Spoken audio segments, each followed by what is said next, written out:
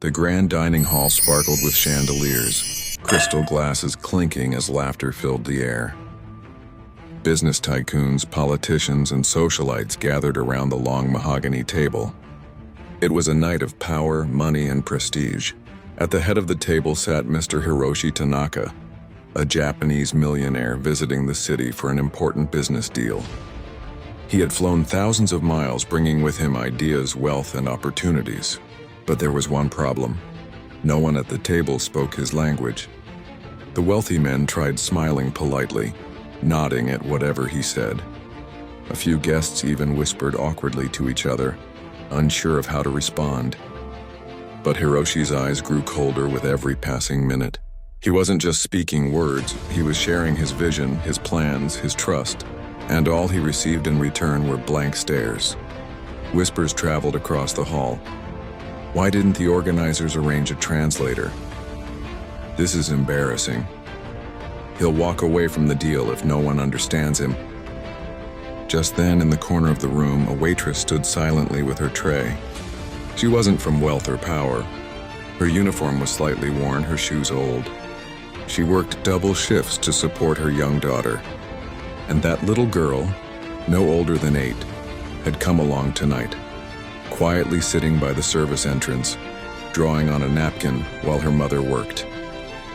Mr. Tanaka raised his voice, frustration evident now. He was saying something important, something urgent. But again, no one understood. The room fell into an uncomfortable silence. And then, a small, clear voice broke through. He said, he's talking about trust. About how deals should be built on honesty, not just money. Everyone turned. It was the waitress's daughter, standing nervously, holding her drawing in one hand. Gasps filled the room. The millionaire paused mid-sentence, his eyes widening. He looked at the little girl in disbelief. Finally, he asked a question, in Japanese. And to everyone's shock, the girl answered him fluently. The silence in the room turned into stunned awe. The girl's mother covered her mouth, trembling. She had never told anyone, but years ago, before she became a waitress, she had lived in Japan. Her daughter had grown up listening to her speak Japanese at home, picking it up naturally. Now, in the most unexpected moment, her hidden gift had changed everything. Mr. Tanaka smiled for the first time that evening. He beckoned the girl closer, his stern face softening. He wasn't just impressed, he was moved. The entire room, filled with billionaires and leaders, had failed to connect. Yet a little girl with no wealth, no status, had done what no one else could. She gave him understanding. And that night, an extraordinary story began. The dining hall, moments ago filled with awkward silence, now buzzed with whispers. All eyes were on the little girl, the waitress's daughter, standing bravely in front of the Japanese millionaire. Mr. Hiroshi Tanaka leaned forward, his sharp gaze softening into something almost paternal. He spoke again, this time slower, as if testing her. The girl translated word by word, her voice trembling but steady. He says, he came here hoping to find partners who understood his heart, not just his money. The businessmen at the table shifted uncomfortably. They had been trying all night to impress him with wealth and connections, but none had truly listened. And yet here was a child, not even part of the dinner, who understood him better than anyone else. The millionaire chuckled, a rare sound that carried warmth instead of authority. He set down his chopsticks, gestured for the girl to sit beside him, and asked for her name. Aiko, she said softly, though her accent revealed she wasn't Japanese-born.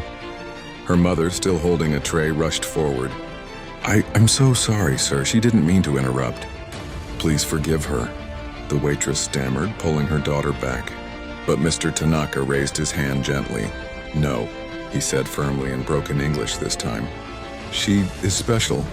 The room went silent again.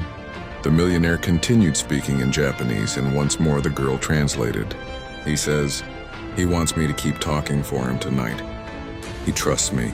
The guests were stunned. A child had just become the voice of a millionaire. As the dinner carried on, Hiroshi Tanaka shared his plans, dreams, and even personal stories. And little Aiko translated every word flawlessly. His cold, guarded tone softened into warmth. For the first time that night, he looked truly at ease. The powerful men in the room could only sit and watch as an 8-year-old girl became the bridge they could not build. By the end of the evening, Mr. Tanaka placed his hand gently on Aiko's shoulder. In Japanese, he said something that made her eyes widen in disbelief. He says, "He wants to see me again tomorrow," Aiko translated, her voice almost shaking with excitement.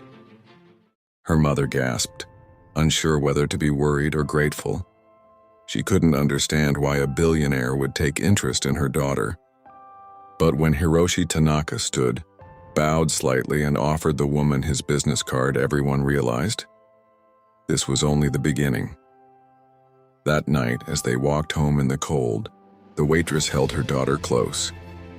"I don't know what this means for us, Aiko," she whispered, "but I think our lives are about to change." And she was right, because the next day, their world shifted in ways they could never have imagined. The next afternoon, the waitress nervously walked her daughter to the grand hotel lobby where Mr. Hiroshi Tanaka was staying. The chandeliers sparkled above, and the marble floors seemed too clean for their worn shoes. Aiko clutched her mother's hand tightly, whispering, "Mama, do you think he's really waiting for us?" Before her mother could answer, a tall assistant in a black suit approached. "Mr. Tanaka has been expecting you," he said politely, bowing. They were led upstairs to a private lounge where the billionaire sat by the window, sipping green tea. He looked up, smiled warmly at Aiko, and spoke in Japanese. The little girl translated with a trembling voice. "He says, 'Thank you for coming. He wants to know more about me, about us.'" Her mother, embarrassed, tried to explain in broken English. "No, Rich, I work diner. My daughter, she just likes books. She learned Japanese from old library tapes. Please, don't trouble yourself with us." But Hiroshi shook his head. His voice was soft but firm as he answered, and Aiko's eyes widened while translating. "He says being rich does not mean having everything. He has money but no family here. He sees something rare in me, and he wants to help us." Her mother's hands trembled. "Help? How?" The assistant stepped forward, handing over a folder. Inside was an official scholarship letter, a recommendation for international schooling, and even a fund dedicated to Aiko's education. Aiko gasped, her mother's eyes filled with tears. "He says he believes I can be someone great, but for that I need chances my mother cannot afford. He wants to give me those chances," the little girl whispered, almost not believing her own words. The waitress shook her head in disbelief. "Sir, why us? Why my daughter?" Mr. Tanaka stood, slowly approaching. He bent slightly to meet the child's eyes and spoke words that would stay with her forever. "He says when he was a boy, no one believed in him either. Someone once gave him a chance, and then it changed his life. Taubes, it is his turn to give me the same chance." The room fell silent. The mother burst into quiet sobs, covering her face with her hands. Her daughter hugged her tightly, whispering, "Mama, it's real, this is real." That day, the waitress and her daughter left the hotel with more than just papers. They left with hope. Hope that poverty was not the end of their story. Hope that kindness could come from the most unexpected places. And hope that one small voice, speaking the right words at the right time, could change an entire future. But what neither of them knew was that Hiroshi Tanaka's interest went beyond just education. He had seen something even deeper in Aiko, something connected to his own hidden past. And soon that secret would reveal itself. A few weeks passed. Aiko had already started her new school, funded by Mr. Tanaka's scholarship. Every day she came home with stories about new books, new words, and how much she loved learning. Her mother couldn't stop smiling, yet deep inside she had a question that never left her. Why us? Why is he so invested in my daughter? One evening, they received another invitation from Mr. Tanaka. This time it wasn't for tea. It was for dinner at his private estate on the outskirts of the city. Nervous but curious, the mother agreed. When they arrived, the mansion gates opened silently, and they were welcomed inside a home that felt less like a palace and more like a museum of memories. Family portraits, old Japanese calligraphy, and childhood toys were neatly preserved in glass cabinets. Aiko wandered curiously, stopping in front of a black and white photograph. "Mama, look," she whispered. It was a photo of a poor fishing village in Japan. Children stood barefoot on muddy streets, and among them, a young boy, maybe 10 years old, holding a wooden toy boat. It was unmistakably Hiroshi Tanaka. Mr. Tanaka walked in quietly behind them, his voice low. "Yes, that was me, poor, forgotten, invisible." The waitress turned, startled. "Sir, but now you're—" He interrupted softly. "Now I am a billionaire. But money does not erase the hunger I knew, the nights I slept without food, the loneliness of being a child with no one to believe in him."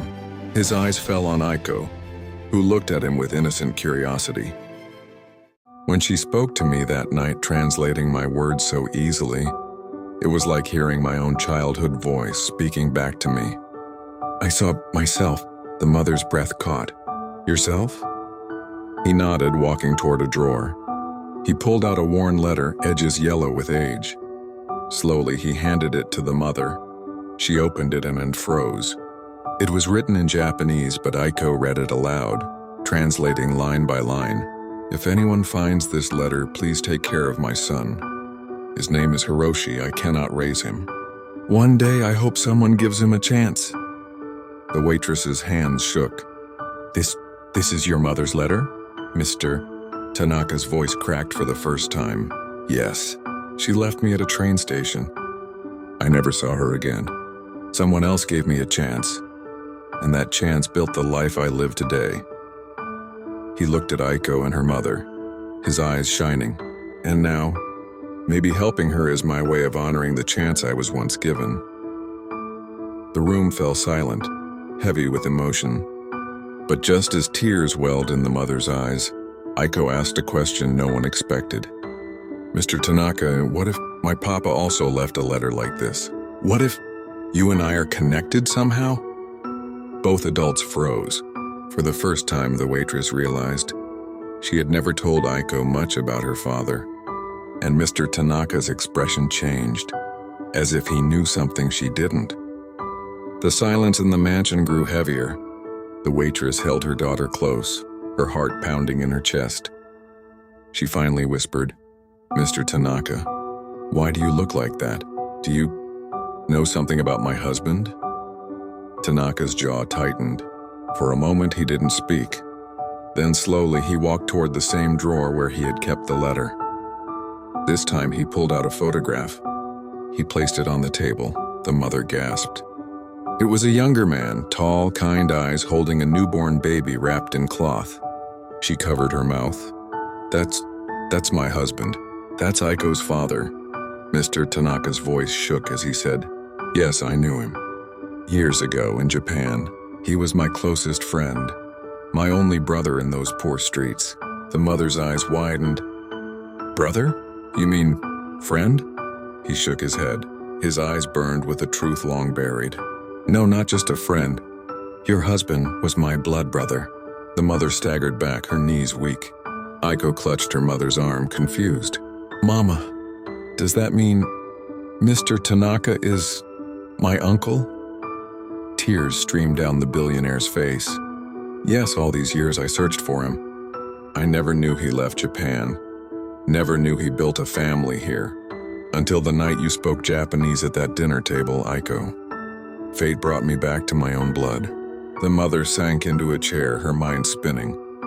Memories of her husband's silence about his past, his reluctance to talk about his childhood suddenly made sense. But before she could gather herself, Tanaka's voice grew heavy with sorrow. "Your father, my brother, he is gone. He died years ago in an accident. I only found out too late." Aiko's eyes filled with tears. "Papa is gone? Then why didn't you tell us before?" Tanaka knelt in front of her, his voice trembling. "Because I wasn't sure. I needed to know if you truly were his daughter. But the moment I saw your eyes, your kindness, and the way you carried his spirit, I knew."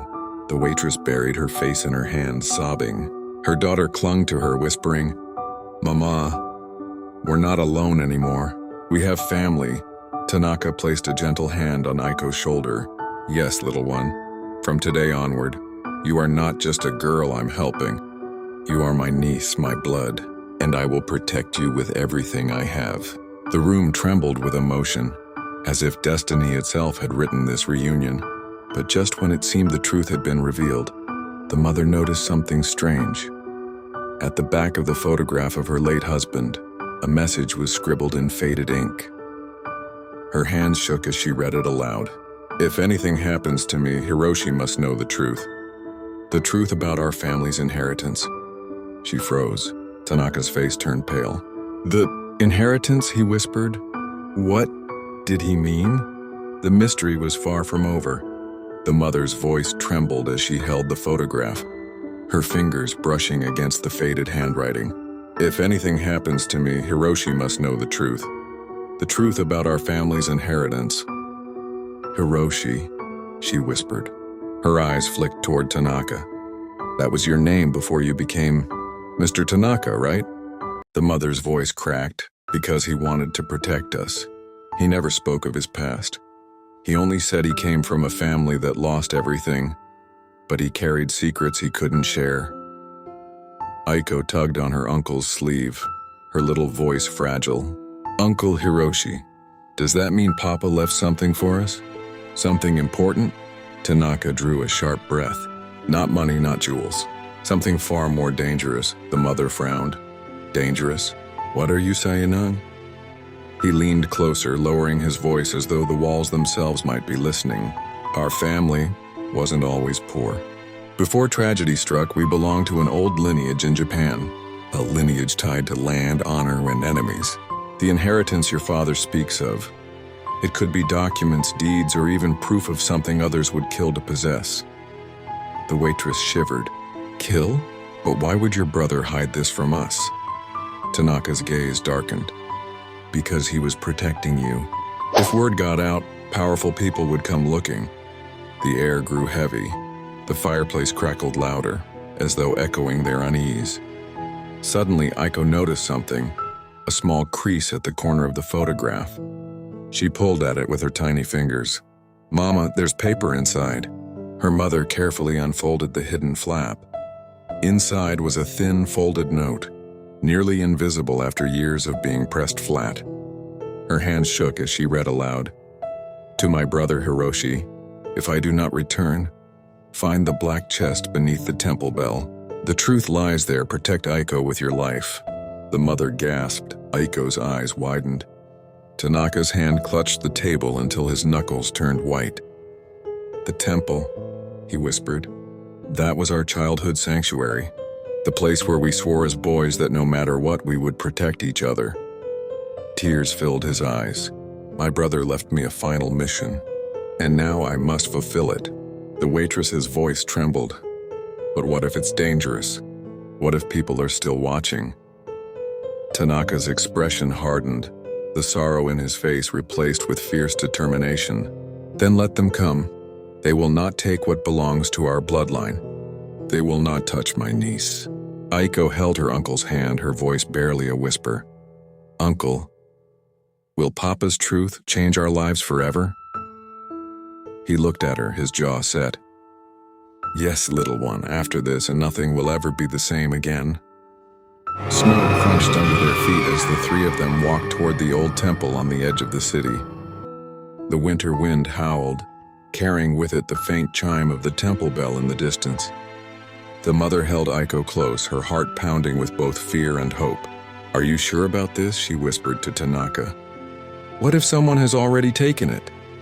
Tanaka's eyes remained fixed on the bell tower, his breath fogging in the icy air. No, my brother trusted me. If he wrote this, it means he believed I would come. No matter how late, they reached the temple grounds. The wooden beams were worn and the bell tower loomed above them, covered in frost. Aiko's small hand slipped into her uncle's. It's so quiet, Uncle, like the temple is holding a secret. Tanaka knelt beside her, brushing the snow from her hair. That's because it is, Aiko, and we're about to uncover it. The mother glanced around nervously. Every shadow seemed alive, every creak of wood like footsteps following them. Quickly, let's find the chest and leave before anyone sees. Tanaka nodded and guided them beneath the bell tower. He knelt in the snow, his hands searching the ground. For a moment, there was nothing. Only the bitter cold, then thunk. His fingers struck wood, a hidden hatch buried deep beneath years of snow and soil. With effort, he pulled it open. Inside lay a small black chest, old but sturdy, its surface etched with faded Japanese characters. The mother gasped, This is it." Tanaka lifted the chest slowly, reverently, like holding his brother's memory in his arms. His hands trembled as he placed it before them. Aiko's eyes glowed with curiosity. "What's inside, Uncle?" Tanaka hesitated, his breath quickened. "The truth would, but once we open this, there's no turning back." The mother placed a trembling hand on the lid. "Then let's open it together for him." With a deep breath, Tanaka slid the rusty lock aside. The chest creaked open. Inside lay a bundle of old papers neatly wrapped in cloth. Beneath them, a leather-bound journal. And at the very bottom, a small wooden box with a strange carved emblem. The mother picked up the journal, her voice breaking. This is his handwriting." She opened it and began to read, her eyes scanning the first page. Her face went pale. "Tanaka, this isn't just about inheritance. This is about a secret, one that could destroy your family name." Tanaka's eyes narrowed. He carefully unwrapped the papers. His jaw tightened. "They're deeds and proof that our family was cheated, robbed of its fortune generations ago. My brother found the evidence. He hid it here." The mother's hand shook as she held the journal tighter. "If this is true, then people would kill to stop it from coming out." Suddenly, a loud crack echoed through the night. A branch snapped nearby. They froze. Aiko whimpered softly, clinging to her mother. Tanaka immediately shut the chest and pulled them close. His voice was low but firm. "We're not alone." The night air turned colder, sharper. Every snowflake seemed to hang heavier, as though the world itself was holding its breath. Tanaka raised a finger to his lips, signaling silence. His ears strained. Somewhere beyond the temple gates, snow crunched, slow, deliberate footsteps. The mother clutched Aiko tightly, pulling her into her coat. "Someone followed us," she whispered, her voice trembling. Tanaka set the chest back into the hatch, covering it quickly with snow. Then he stood tall, his hand slipping into his coat pocket where a small tanto blade rested, a gift from his brother years ago. "Stay behind me," he murmured. The footsteps grew closer, then silence. Only the sound of the bell swaying faintly in the wind. "Show yourself!" Tanaka's voice cut through the night. No answer. Then from the shadows of the trees, a figure emerged. A man dressed in black, face half-covered, eyes sharp as a predator. Behind him, two more shadows slipped into view. The mother gasped, stepping back. "Tanaka, who are they?" The man in black smirked, his voice deep and chilling. "We've been waiting for this night. The chest doesn't belong to you, Tanaka. Hand it over and maybe we'll let you and your little family walk away." Aiko's small hand gripped her mother's arm tighter. Her eyes widened. "Uncle, they know your name." Tanaka's jaw clenched. He stepped forward, shielding his brother's family. "Who sent you?" The man tilted his head. "Does it matter? The truth inside that chest will never see the light. Your brother died protecting it. Do you really want to end the same way?" The mother's knees weakened. "You mean my husband was killed?" The man's silence was the only confirmation she needed. Her breath broke and tears welled up in her eyes. Aiko buried her face against her chest, whispering, "Mommy, I'm scared." Tanaka's grip on his blade tightened. His voice came low, steady, like steel against steel. "You'll never touch them. If my brother gave his life for this secret, then I'll give mine too." The man in black chuckled darkly. "Brave words. Let's see if you can back them up." The three shadows began to spread out, circling them like wolves around prey. The temple bell groaned in the wind as if mourning what was about to come. The wind howled through the temple courtyard, carrying with it the sharp clang of the bell. The three men closed in, blades glinting under the moonlight. Tanaka drew his tanto, the steel flashing like lightning. His stance was steady, every muscle tight, prepared. "Stay behind me," he ordered. But the mother clutched Aiko tighter, trembling. "There's 3 of them. Tanaka, you can't." "I can and I must." The first man lunged forward, his sword slicing down. Tanaka parried, steel against steel, sparks scattering into the snow. The sound echoed through the silent temple grounds. The second man swept low, trying to strike Tanaka's legs, but he pivoted, kicking snow into the man's eyes. The third circled toward the mother and Aiko. "Mommy!" Aiko screamed. Before the man could reach them, a sharp whistle cut through the air. Then thunk, an arrow lodged into the wooden gate beside the intruder's head. The man froze, startled. From the shadows of the temple roof, a voice rang out firm and commanding. "Enough! Step away from them." The attackers snarled, scanning the roofline. There, standing tall with a bow in hand, a hood drawn low over their face, was a lone figure. Snow swirled around them, the silhouette looking almost ghostly. Tanaka blinked in shock. I thought you were..." The hooded figure leapt down with the grace of a hawk, landing between Tanaka and the attackers. They pulled back the hood. It was a woman. Her face bore the scars of old battles, her eyes sharp with fire. The mother gasped, I know you. You were with my husband years ago, part of his guard." The woman gave a faint nod, eyes never leaving the enemies. "Your husband saved my life once. Tonight I repay that debt." The intruders cursed under their breath.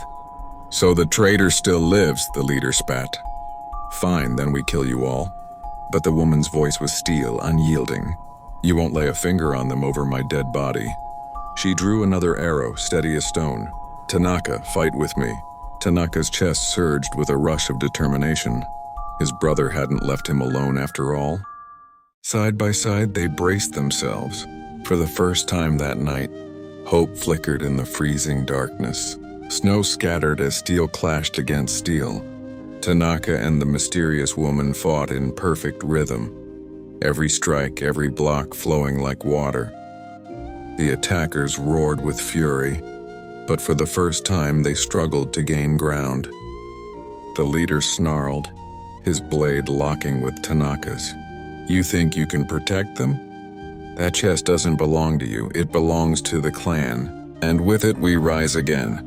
Tanaka pushed him back, eyes burning. "What is inside this chest that you would kill for it?"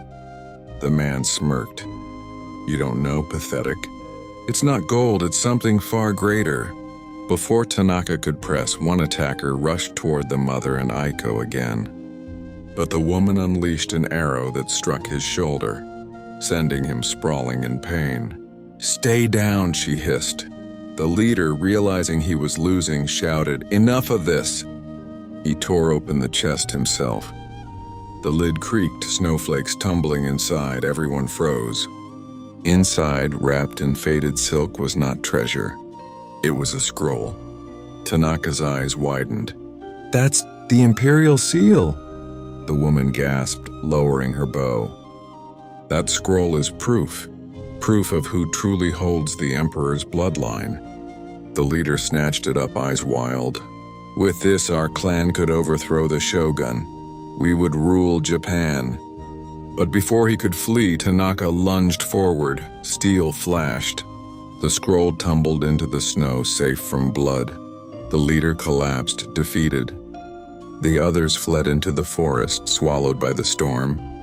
Silence fell, broken only by the crackling of snow under boots. The mother clutched Aiko, tears streaming. "Tanaka, what does this mean?" He lifted the scroll gently, staring at the ancient writing. "It means your daughter carries more than innocence. She carries a destiny, one that men would kill to possess." The woman placed a hand on his shoulder. "Then we must protect her together." Tanaka looked at the little girl, shivering but safe, her wide eyes reflecting the moonlight. For the first time, he felt the weight of something far greater than vengeance. He had not just saved a child. He had saved a future. As the temple bell tolled again, Tanaka whispered into the night, "No matter what comes, she will never face it alone." And in that frozen silence, the promise of a new dawn was sealed. End of story.